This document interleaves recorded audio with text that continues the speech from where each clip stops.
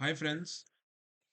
So today we continue our series Legends of Cricket by Mikhil Nair, and today we will be discussing a high impact recent, not recent but ऐसा भी नहीं है कि बहुत पुराने bowler है, probably कोई ही होगा in the world of cricket fans की जो उनको नहीं जानता होगा. So I am talking today about Shoaib Akhtar. Yes, the fastest bowler ever to be in the international cricket for any team. Yes. So Shoaib Akhtar को ज्यादातर लोग इसी तरीके से जानते हैं कि वो फास्टेस्ट बॉलर रहे हैं. अ, उनका दूसरा नाम रावलपिंडी एक्सप्रेस भी था. जब शुरू शुरू में मैंने उनको देखना शुरू करा एज अ क्रिकेट फैन, तो मुझे बस यही लगता था कि ये सिर्फ फास्ट बॉल करवा सकते हैं. इनको फास्ट बॉल करवाने के टाइम पे इनका बॉलिंग एक्शन और वो सब कुछ ऐसा है कि ही कैन नॉट कंट्रोल कि वहां जा कहाँ पे बॉल को पिच करना है, कहाँ पे बाउंस करना है, कब यॉर्कर डालनी है. तो he can not control that, ये मैं सोचता था. बट ओवर टाइम जब मैंने इनको देखा और अपना लाइक लेट 90s में when I was like totally mad about cricket, तो मुझे ये पता चला कि he is not only just any pace bowler, he is a pace bowler with great mind. आप कोई भी इनका बॉलिंग स्पेल किसी भी मैच में अगर आप देखेंगे, तो इनकी बॉलिंग हमेशा पाकिस्तान को ऊपर लेकर जाती थी. इनकी बॉलिंग हमेशा ही पाकिस्तान के लिए ऑपोजिशन की पार्टनरशिप ब्रेक करती थी. इनकी बॉलिंग हमेशा ही मेड इन ओवर्स दिया करती थी. बेसिकली सामने वाली टीम को अंडर प्रेशर कर देती थी.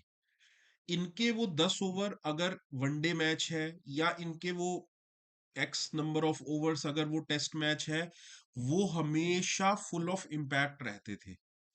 कभी भी इन बहुत रेयरली अगर आप जो भी उस टाइम पर कैप्टन रहे, इंजी या कोई भी कैप्टन रहा होगा इनके टाइम पर, तो इनको इस वजह से रिमूव बहुत ही कम किया जाता था कि यार बहुत पिट रहे हैं, इधर बहुत लंबा स्पेल हो गया है, हमें इनको बाद में यूज करना है दोबारा वनडे क्रिकेट में, तो इसलिए हम इसको अभी एक स्पेल ओवर कर देते हैं. या इन अ टेस्ट मैच अगर बहुत लंबा स्पेल हो गया, to give him a break, तो हम इनको like you know spell change करते थे. सो आप हमेशा हमेशा शोएब अख्तर के साथ, उनके मैचेस के साथ, उनकी पुरानी वीडियोस के साथ, किसी के साथ भी आप हमेशा यही देखेंगे कि इनका वो स्पेल एक बहुत hard hitting impact opposition team पर दे जाता था. और उसके बाद लाइक यू नो ये वहां पर एक ऐसा इम्पैक्ट डालने के बाद एक ऐसा रिजल्ट शो होता था कि लाइक 6 ओवर टीम के हैं, जिसमें से 3 ओवर्स इन्होंने करे हैं, तो 6 ओवर्स टीम के 30 रन है या 25 रन है, एक आउट भी हो गया है या दो आउट हो गए हैं, तो वो इन्होंने उनमें से एक विकेट ली होती है. एट टाइम्स आप ये भी देखेंगे, विकेट अगर इन्होंने नहीं भी ली, तो ये दूसरे एंड से बॉलिंग पे प्रेशर इतना डाल देते थे कि जो इनके साथ बॉलिंग करवा रहे हैं वो विकेट ले जाते थे.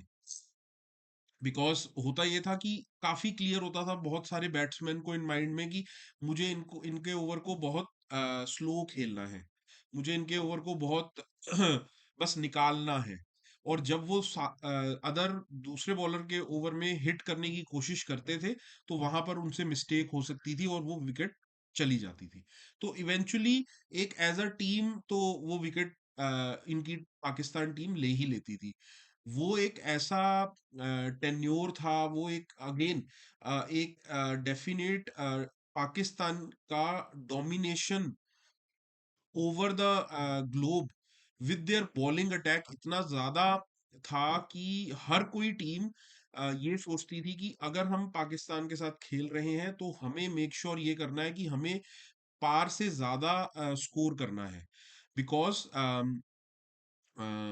मतलब अगर हम मतलब वो स्कोर नहीं कर पाएंगे तो वो मैच जीतना हमारे लिए इम्पॉसिबल था। और उस पार से ज्यादा स्कोर करने में एक अगर वनडे मैच है तो इनके पास एक 35 to 40 ओवर्स ही, बिकॉज और भी बॉलर होते थे, तो वो लूज सिर्फ 35-40 ओवर्स ही होते थे।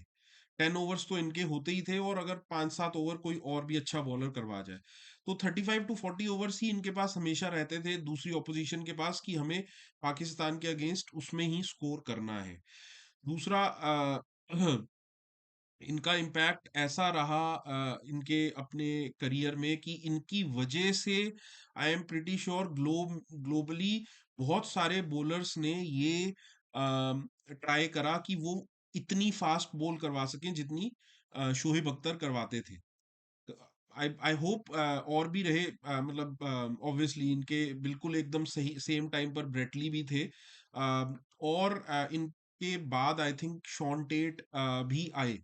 मगर उन लोगों, ब्रेटली का तो ऑब्वियसली इक्वल करियर था, इंपॉर्टेंट करियर, मैच विनर थे वो, बहुत ही अमेजिंग प्लेयर थे।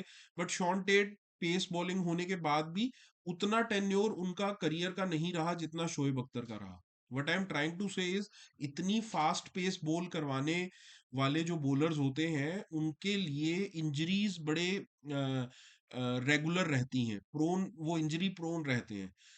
तो आज के टाइम में अगर कोई फास्ट, इतना फास्ट पेसिंग बॉलर आता है तो वो बहुत ज्यादा लंबे टाइम तक नहीं खेल पाता, बिकॉज इंजरीज उनको ज्यादा जल्दी होती हैं आज के माहौल में, बिकॉज क्रिकेट बहुत ज्यादा प्ले किया जाता है। सो इनकी वजह से ग्लोबली बहुत सारे लोगों ने पेस बॉलिंग अटैक चूज किया एज देयर मेन फोटे ऑफ क्रिकेट, जो आगे जाकर प्लेयर्स बने।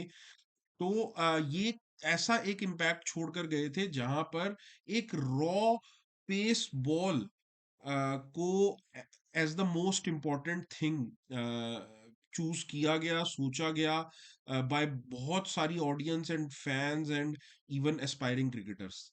Because a lot of time, मैंने पहले भी वीडियो में ये बोला है कि वो एक ऐसा समय था जब बैटिंग को ही ज्यादा फोकस किया जाता था। Every other aspiring cricketer wanted to be a batsman. What do you think कि शोहेब अख्तर ने बॉलिंग को अराउंड द वर्ल्ड कैसे एक important aspect of the cricket बनाया?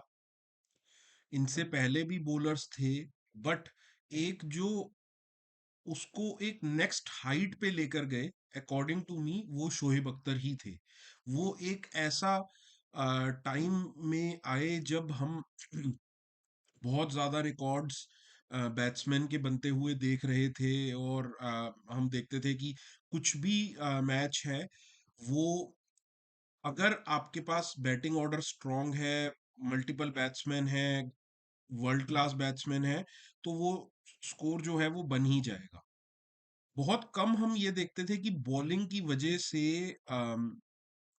इधर वो टीम जल्दी आउट हो गई या वो चेज करने नहीं दिया गया उसको।